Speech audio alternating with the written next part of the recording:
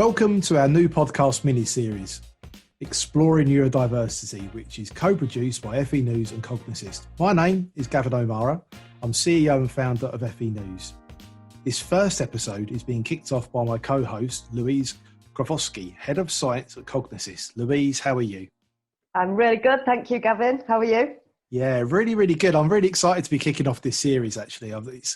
It's going to make such a difference and impact to learners, to teams, to leaders. I'm just really excited about it. So thank you for joining me with this whole journey through this. And this is the first one, everyone. This is the first episode in the series. This episode is titled Mythbusting. But in a way, it's all about removing barriers around neurodiversity. And our plan is to explore common myths or barriers for learners, for educators, but also for the teams and leaders as well. So what are the common things that are coming up all of the time, and how's a way forward? What's the solution? And I was thinking, first of all, let's maybe kick this off from an educator perspective, if that's all right with you, Louise? Yes, of course. First off, though, can we talk about data? Because Cognassist have got really interesting data. And I mean, how many learners have you taken through assessment now? Just hit 100,000 learners that we've put through assessment. So that doesn't actually include all the tutors, the managers that we train as well. That's completely separate data. So this is purely learners, 100,000 learners. And that's a massive data set. Do you know what I mean? And that's fantastic. And out of that data, how many learners are you identifying that have got a neurodiversity? Yeah, so out of that data, we're identifying approximately 1 in 3. So roughly 30% of learners, we're finding that are having additional learning needs. That's a huge number. And I mean, this is why this podcast is so important, really, because we're just trying to help people to be able to support, that 1 in 3. Because if you're an educator, by that data, you will have a learner that's got at least one. In fact, you'll have quite a few that have got a neurodiversity challenge. And, this is how do you help, A, the learner, but B, yourself. And as a leader, how do you help your team and the learner? And this is where we're sort of coming from with this podcast mini-series, really.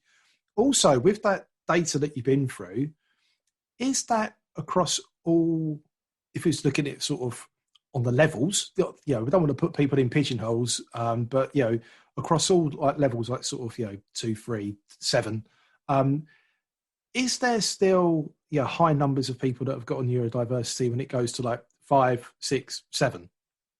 Yeah, Gavin. So we did slice that data down into levels as well to give us a more detailed look. And interestingly, that reduces for higher level learners. So we're identifying 1 in 5 at levels 5, 6, and 7.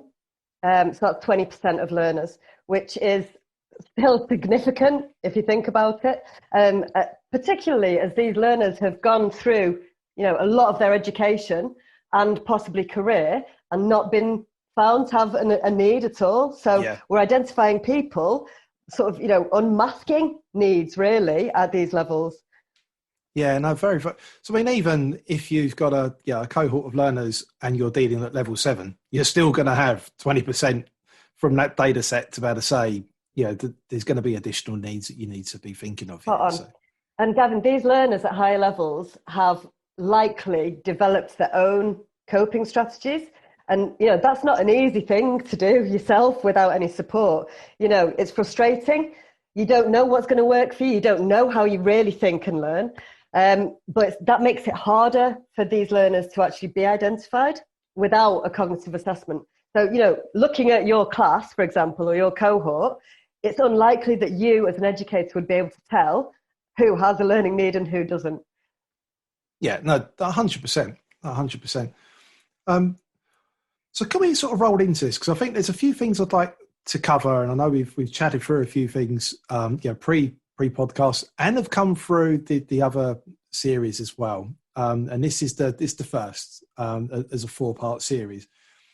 But looking at this for an educator, educators struggle with time. So tutors, trainers, lecturers, endpoint assessors, anyone that is involved with delivery struggle with time, and now has been more than ever where we've had to flip the learning with the pandemic, and then coming out of the pandemic, you've got to flip it again. You know, they're stretched for time by most educators. But what's really interesting, exactly what you said, is there's been loads of recent research that's highlighted the high number of learners that are leaving school with undiagnosed neurodiversity. I mean, you could just keep rattling off the reports, really. It's just, there's so many. So what things should educators be looking for and think, maybe this person has an undiagnosed neurodiversity? What are the sort of the flags, the sort of things that you see pre-assessment, really, to be able to say, this person probably should, we should look at this in a different way? Yeah. Well, of course, the easiest way would be to have a cognitive assessment tool. That would be the easiest and quickest and most inclusive way to identify all learners that need it. However, if you don't have the benefit of that, I would look for discrepancies in behaviour. So, for example, someone might be really sharp and articulate when they're answering verbal questions in the class, but perhaps their writing doesn't reflect that ability. You know, it's like you're looking at work from two separate people. So discrepancies, spikiness, really, in behaviour, that's what I'd say. Or like, maybe if someone is given time to produce a piece of work, then it's exceptional quality. But if they have to do something on the spot, maybe a bit of reading, they can't answer questions about it. So, that would signify a processing need, that person would need a little bit more time to process new information. Communication as well, being asked questions on the spot. Some people can't, some people would freeze if they're asked a question on the spot. Again, in writing, they might show better information and output. So it's just look for the discrepancies and look for the spikes in that person's behaviour. Yeah, that's really helpful. Thank you. It does make loads of sense as well. You sort of, it's like you said, if people don't have the benefit of being able to put someone through an assessment, or what should you be looking for otherwise, and how do you sort of go from there? Like I was saying around time and educators being really stretched is, say, an educator has got, well, they're going to have at least one neurodiverse learner in their cohort or in their class. It's going to be between a third, maybe higher, and 20% as a minimum, according to the data sets. Some educators, though, may question if they have time to provide the additional support or evidence for their learners that have got neurodiversity. What suggestions have you got as a way forward for both an educator but also leaders to actually enable educators to have time to support their learners? Yeah, this is an interesting one. Completely understand the time issue. However, so the way I view support is it shouldn't be additional. It should be part of your professional best practice. And, I've communicated, trained thousands of people in this sector. And I know for sure, like, that is best practice. People care about getting their learners through the program, whatever it takes.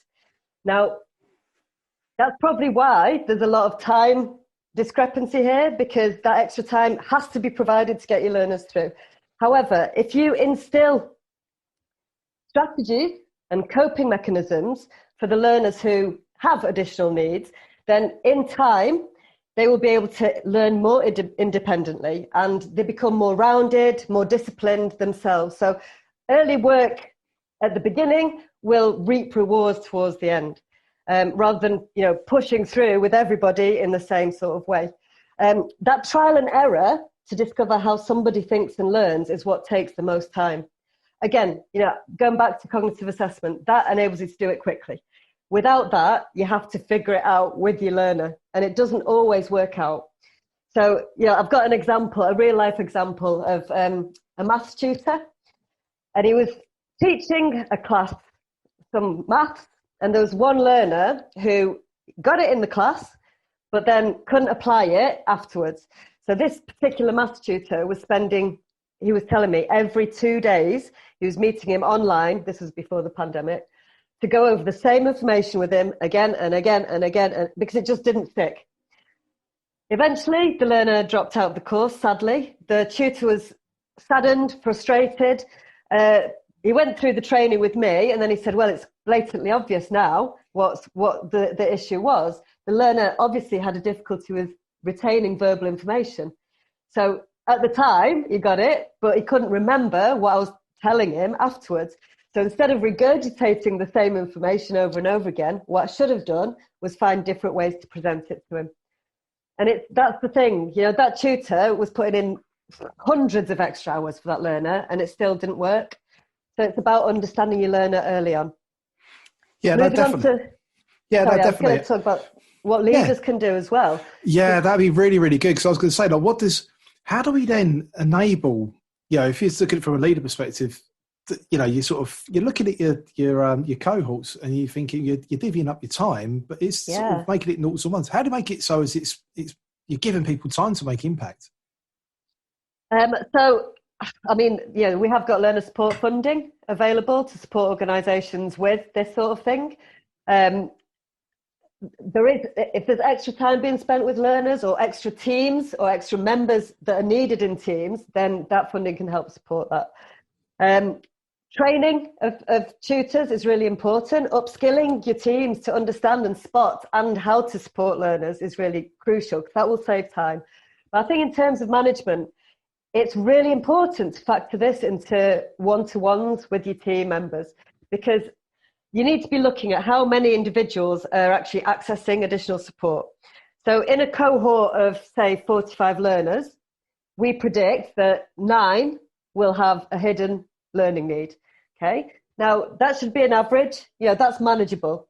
Any more than that, and you need to be rejigging those learners to, across your team, so it's fair and it's manageable. Yeah, no, definitely. That makes loads of sense.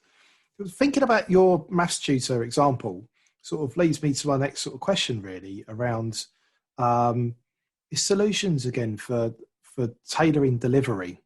So, like you said, that maths tutor was putting in loads of extra time, but it just wasn't sticking. And it's, how do we help educators to tailor delivery? Because, I mean, there's going to be some people that say, I just don't have time to do that. So how do we overcome that? How do we help from an educator and a leader perspective, the way forward around tailoring delivery to create impact for individuals?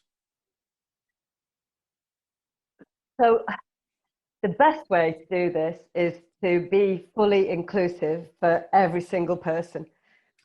So a great teaching session could include, various media. So, bring in a bit of reading, bring in a bit of audio, bring in, a bit of music, mind mapping, role playing, practical. Like, a good teaching session mixes all of those things together, because it's transmitting information in different ways that's going to suit all senses. So that is being fully inclusive. The old school way of, just writing on the blackboard with no speaking, it doesn't work.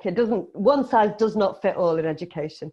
So we need to be fully inclusive. Think of all the senses when you're planning your teaching delivery.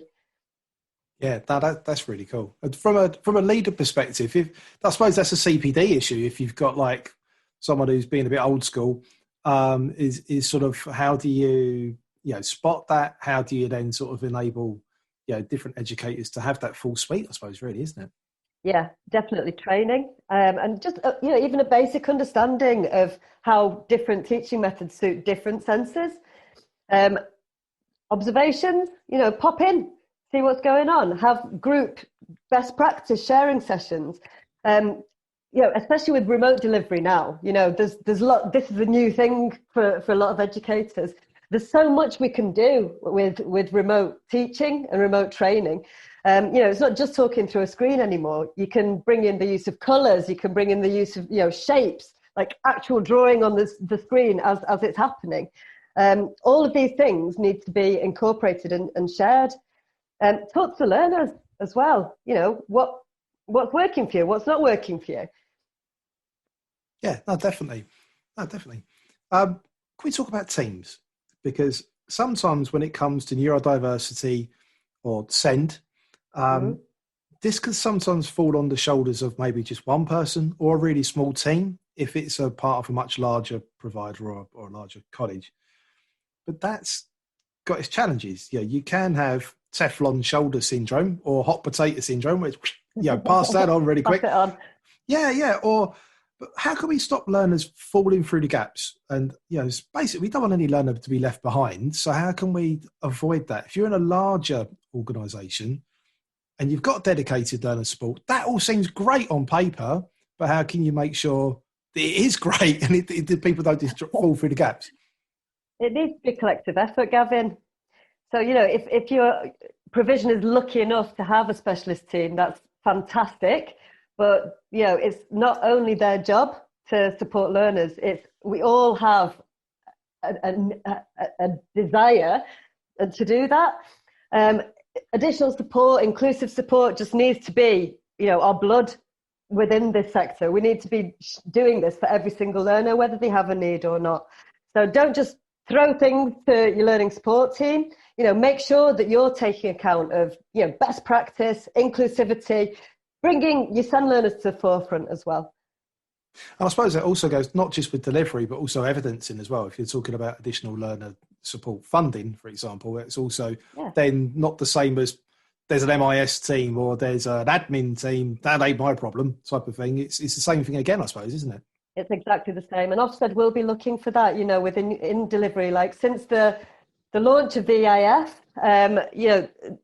SEND and high needs learners feature really highly in the framework. So you need to be including everybody in your teaching delivery. Yeah, no, that's really good. And we've got this covered in a future podcast, but EIF, Education Inspection Framework for anyone to check out a future podcast that'll be on there. We're deep diving into that, which is a bit of a hint if you're into Ofsted. There's sometimes people can, and I can understand why, but people can be a little bit like, some people can't get that, or some people just are not going to learn that for whatever reason. It gets a bit defeatist. So what's your view around that? Because I can understand why people do that, but at the same time, it's a bit sort of whitewashing it a bit. Do you know what I mean? Like trying to, papering over the cracks and all this sort of stuff. How do we sort of not look for problems, but at the same time, look to support everyone? Yeah, I hear it all the time, not just from learners, but adults as well. My brain just doesn't do maths. Well, that's nonsense, isn't it? It's, something happened along the way when you were being taught maths. Either you missed out a chunk of information, because that's what it is with maths, isn't it? Like, you're putting together building blocks of information to then build from. But what you really need to do, if someone is struggling with a subject, is get to the bottom of why. Like, there's going to be a reason, and you need to unpick that reason. Explain the information in different ways until you hit a good point. You're going to have a breakthrough at some point. So, I worked with a learner many years ago who identified in numeracy. So if you identify numeracy, you struggle to process mathematical information. So in his case, it was operator symbols, right? So if I use a very basic example, if I say to him, what's 1 add 1? Didn't mean anything to him. So I tried, what's 1 plus 1? What's 1 and 1? Physically showed him, put two objects together, and it finally broke through. And then when you have that breakthrough, you run with it, you build on it. Your job as an educator is to instill confidence in your learner. And it's easy if they get the subject and they're flying. It's a completely different one if they hate the subject, they think they can't do it, they're being defeatist about it. So instilling confidence and belief in that learner is half the battle. And then, just try and find a breakthrough by putting information to them in different ways until they are able to process it. Yeah, no, cool. Can we talk about learning styles? Because this is a hot topic and gets people go wild. Do you know what I mean? It's just, I've never seen a topic that can do such a thing. It's just, it really makes me laugh. So can we take it from your perspective? So learning styles, and what's your view around that? And maybe explain the theory of learning styles? Because I know it's across the pond in the States is something which is taught a lot, is around learning styles. It's sort of drifted in from different people around sort of commercial training as well. But what's your view on learning styles? So learning styles, essentially, the theory is that we have a preference to learn in one certain way. So that could be visual, it could be auditory, or it could be kinesthetic, which is practical learning. Now, there's a bit of a fight going on between educators and then cognitive scientists, because it's a nice idea, isn't it? Like, I am a visual person, so give me information in diagrams, pictures, shapes, photographs, and that's my thing. It's all well and good, but our brains are hugely complex. We've got many, many, many different types of processing pathways. You need to look at your brain as a holistic thing, okay? So you can't just present information in one way. We're complex individuals. We're complex beings. People have different abilities, different talents, different goals, life experiences, and motivations. So, one might have better working memory, one might have better persistence, one might be more resilient, for example. So when you think about even just those things, how can you then say, okay, well, just give me information in a diagram format? Like the whole brain, the whole cognitive processing pathways has to come together. The primary focus should be on identifying and introducing experiences, activities, and challenges that enhance everybody's learning. So educators need to individualize teaching as much as possible, teach important things in different ways, like we just said. You can use stories, for example. You can use diagrams. You can use role playing, but not just one modality. That just won't work.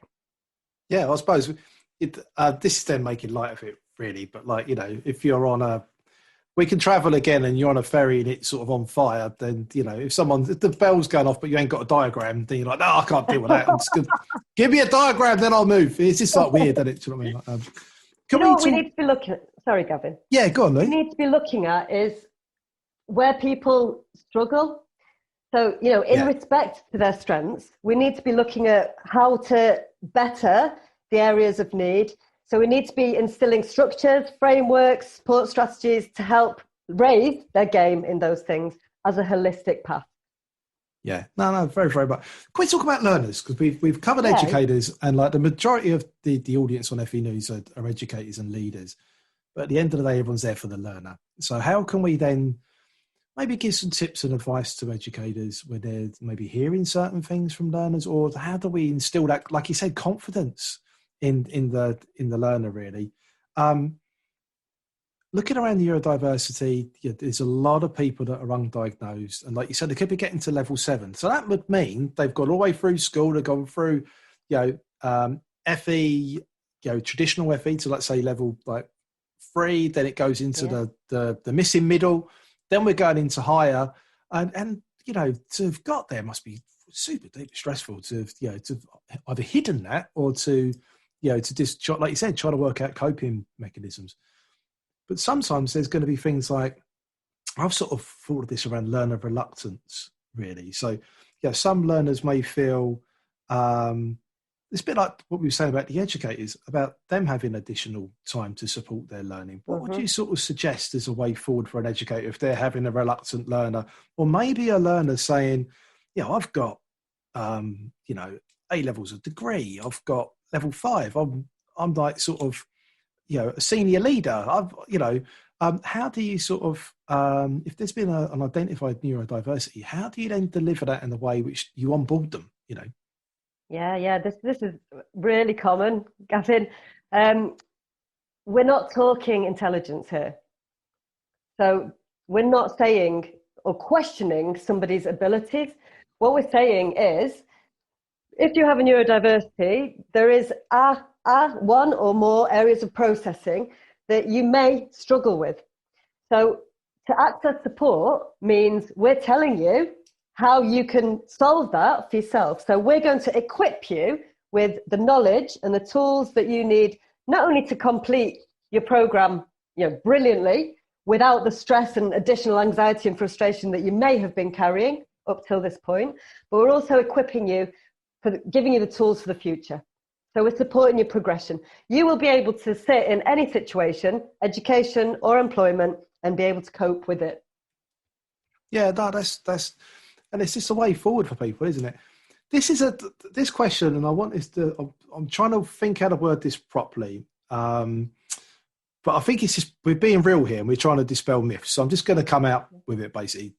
We've got, COVID situation. Some people are going to have to pivot and change their careers. They've got to come back to education to do that.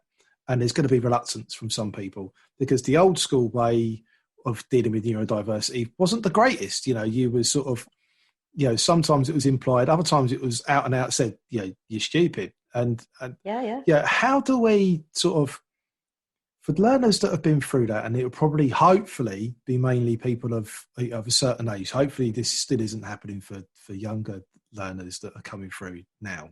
But for learners of a certain age, how do you overcome? There's a lot of baggage with that, around. Some people may have gone through a big chunk of their life feeling that they're stupid when they're not at all. How do you overcome that? Yeah, this infuriates me, the fact that, this is misinformation and it really affects people's abilities and confidence. Yeah. It's all about being able to explain to the learner that the way you think and learn differs from person to person. There's no perfect brain on this planet. There's no standard brain. There's no average brain. You have your cognitive diversity. Your need is a superpower in a lot of ways because it helps you see the world differently to most, right? So when you get, a meeting of people, say, around a table, you don't want them all to have the same brain because if you have a problem that you're solving, if you're all looking at it in the same way, it's never going to get solved, is it? Whereas if you vary the brains around that table, you see the problem from different angles. You've all got strengths. You've all got areas that you could be better at. Maybe some of you have a need. And that is the way forward. We need to be varying our thinking. We need to be mixing this up. So that's what you need to be saying to your learners. You have a superpower. This is a brilliant thing. We just need to help you work with it so it doesn't worry you, so it doesn't cause you bother in any situation. And you've been through assessment of 100,000 plus learners as an organisation. You've been through so many. And you've done it, one-on-one. You've done it through digital. Could you give some advice maybe to educators if they've sort of explained to someone that you've got a X, Y, Z, challenge, and this is how we're going to overcome it, but there's emotion there. So maybe that learner's now in floods of tears. Maybe they're angry. Maybe they're just in a little bit of shock because there's lots of reasons why. What would you recommend as a way sort of forward if you've got a learner, or maybe it's after the fact they've had a little think about it and thought, hang on, I'm dyslexic, or hang on, I've got executive function or whatever. What would you say is a way forward to better, not just support that learner with education, but it's also like that whole emotional support that goes with this as well? Yeah, for sure. I mean, that initial conversation following an assessment result is absolutely crucial to the learning journey. It's essential that it is framed positively, that you use the right language, that you give the person space to process what they've just been told. In a lot of cases, it's not a surprise to the learner. In fact, often it's a relief to find out that, everything's clicked now. I get why I behave in this sort of way. But in those cases where maybe it's a shock or a surprise or unexpected, make sure you give that learner time to process that information and check back with them. And don't just, have the conversation and right, box ticked, my job's done, and off you go. Revisit, maybe if they have had a bad reaction, give them a phone call 24 hours later, just to check in with them again. Signpost them. There's lots of good literature out there that is aimed at learners of different levels to explain this sort of thing. I find also it's good to signpost to, brilliant people, brilliant leaders around the world in various sectors and appointments who have a neurodiversity. Talk about Richard Branson, for example, Alan Sugar, Whoopi Goldberg, Tom Cruise. Their neurodiversity hasn't held them back in any way. So it's about that. It's about showing the learner you can achieve anything you want to with the right tools and the right mindset. Yeah, no, that's really helpful. I think you're really right around signposting to people that everyone would know. Do you know what I mean? And they can sort of like, okay, I'm a Richard Branson, yeah. Do you know what I mean? Or I'm a Billie Eilish, woo, type of thing. And it's just, Exactly. I think that's a really clever move, actually. I really like that. Gavin, the more these people come forward and are open about their neurodiversity, the more normal the conversation is, and that's where we need to be aiming. Yeah, absolutely. Totally. I suppose it sort of leads into our next question a little bit. Really, is like coping mechanisms that people have brought in that they've got baggage with what they sort of had to sort of deal with, and there could be some which are in a little bit in denial. There's others that are in sort of defense mode as well. But if you've got like a denial sort of mechanism in place from a learner, like my brain just doesn't get maths, or I can't spell, or my brain don't work like that. What and that's just like literally in a way a bit of an excuse as well, not to put in. So it's another way of sort of doing the it's the passive aggressive way of saying I'm not going to do that additional work, isn't it? Really. So how do you as an educator or as a leader that's got that challenge off of a learner overcome that? It's about to help them to sort of take things forward themselves, to take ownership themselves, and to then be able to progress. Yeah, so I mean, I would spend one-on-one time with a learner like that initially. Having that sort of behaviour in a class situation could be quite disruptive and could affect the other students. So in a one-to-one session, initially, I would just start by talking, just try and get to the bottom of why they feel the way they do. Have they had a really bad experience at school with one of their teachers? Were they bullied because of it? It could be anything. So get to the bottom of that. When you get to the bottom of that, you can start building confidence. Exploring different ways of learning. So, BBC Bite Size, for example, have great, really short videos that teach things in different ways. So try that with the learner, but don't just send them off to do it as homework. Do it with them. And at the point they don't understand something, ask them to stop here and we work through it together. That team work really helps in situations like this. Try different methods, try different avenues, try different media. Pair work could work really well as well. So if you've got two students who are struggling in the same area, put them together to work. They may have different tips, different strategies they can share with each other. Yeah, no, definitely. Yeah, ultimately it's about building that confidence up.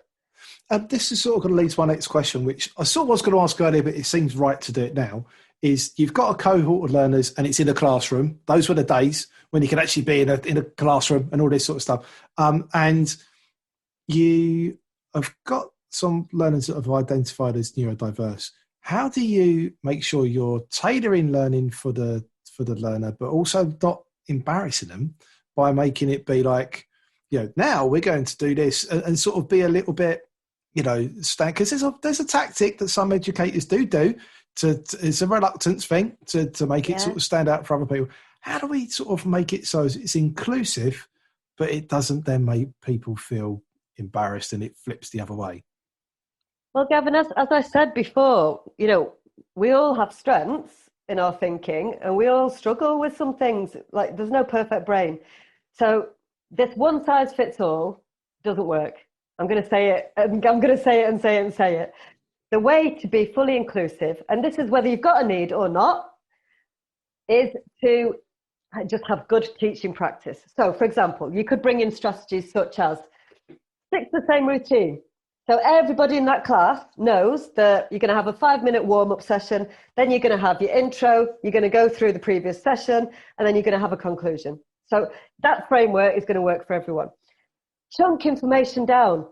That works for everyone. No brain can take on loads and loads of overwhelming information. Like you're just, flustered when that happens. Send information through. prior to the class. So send your handouts through, send any pre-reading through so people can read in the time they need. So everybody comes to that class ready. Use colours, use numbers, use bullet points, recap, repeat. These are very basic strategies and they work for every single brain.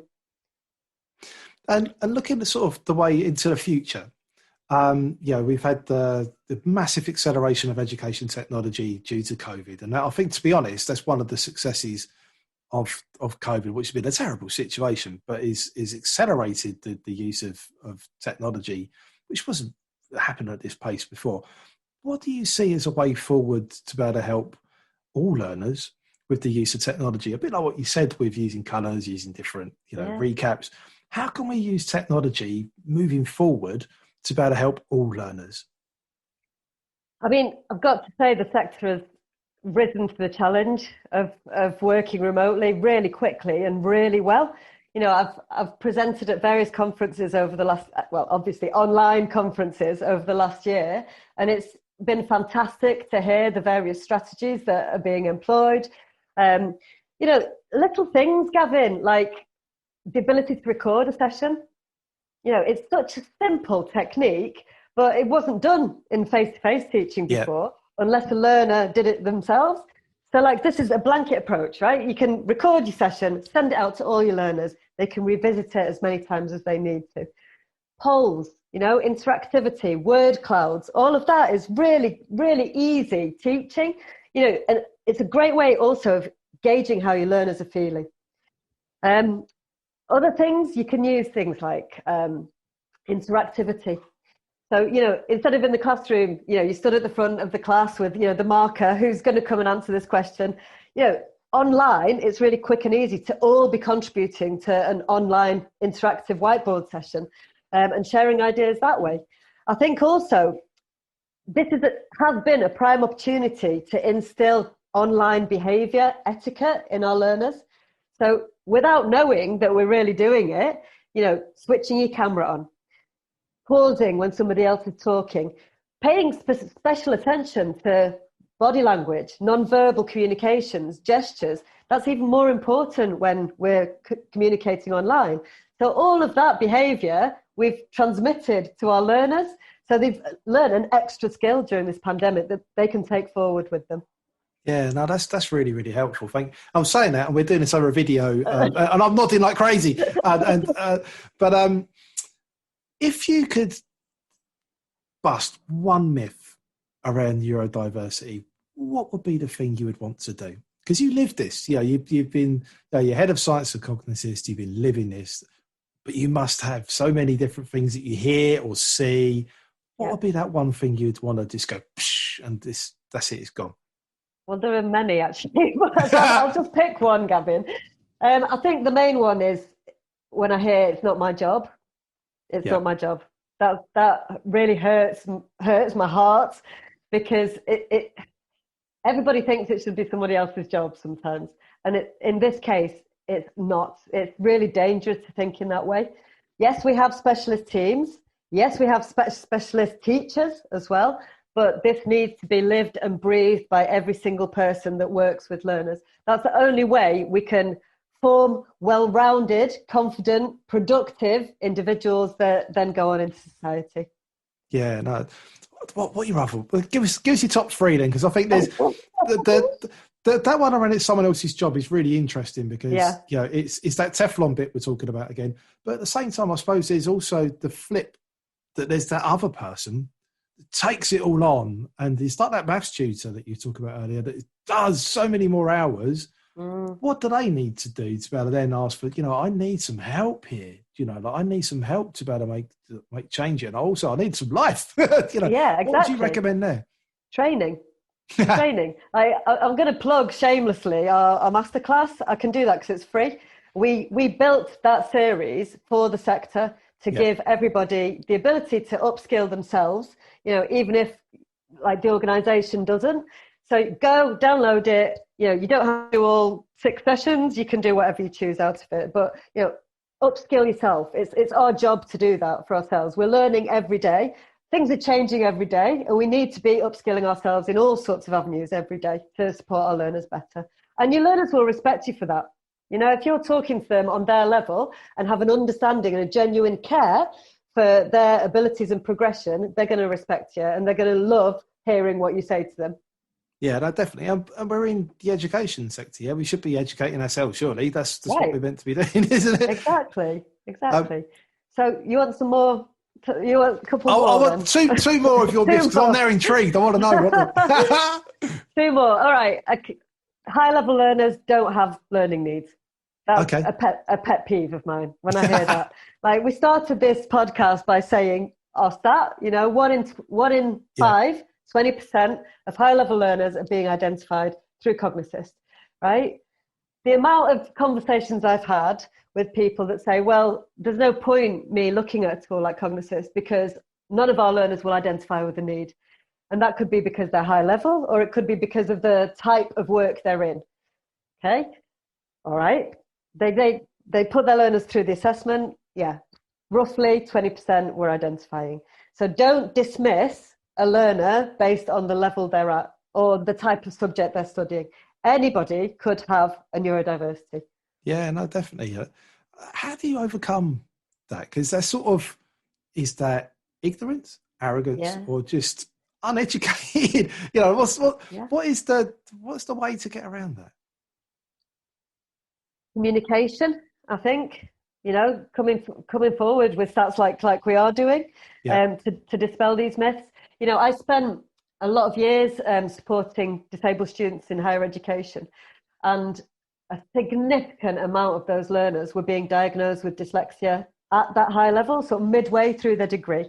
Now, as we said before, these learners didn't have a life, they didn't have a social life, they didn't have time to see their friends or family because all they did was work to reach that first class, same as their peers. But that shouldn't be the way. You know, those learners are likely to drop out due to frustration. Yeah. They are unlikely to ask for help because, you know, well, why would they? They can cope, they can do it. But that's a lot for a person to be taking through. So, yeah, communication, widen the understanding. You know, we're all different. We all think differently. You know, there's certain things that people are going to struggle with, and we have to anticipate that with everybody. Yeah, no, definitely. And your third... My third one is to do with yellow coloured overlays, right? Yellow coloured overlays don't solve every problem with reading or writing, right? The amount of neurodiverse learners who have come to me waving their yellow overlay saying, I don't know why I've been given this. Has anybody done a Qualitas with you? No, I've just got this yellow overlay and it does nothing for me. Right, that being said, right, in some cases that does work, yeah, for Erland syndrome or some forms of dyslexia, but there has to be a test that goes with that, okay? Just throwing a yellow coloured overlay or in that also additional time at learners just willy-nilly just doesn't work. My point here is you need to take your learners on a case-by-case basis, okay? Yeah. Just throwing sort of like blanket support at someone just doesn't work. It doesn't work like that. There's different forms of neurodiversity, different types of thinking, and you have to accommodate people individually. Yeah, no, definitely. If you could give one tip to educators and leaders when they're thinking about neurodiversity, what would it be? Be inclusive. This isn't a bad thing.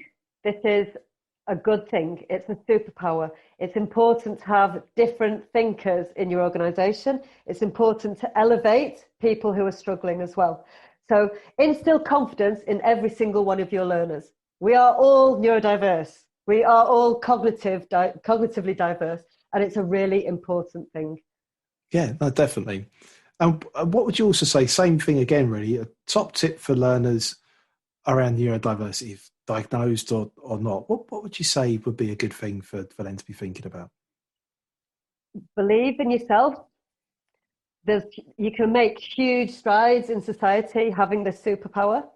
If, you know, for example, teachers with a cognitive difficulty make the absolute best teachers because they have that understanding of how hard it is to go through school undiagnosed and struggle and be told bad things about yourself. They can spot those pupils in a class really easily because they've been there. believe in yourself. You can achieve whatever you want to with the right help, with the right support and the right confidence in yourself.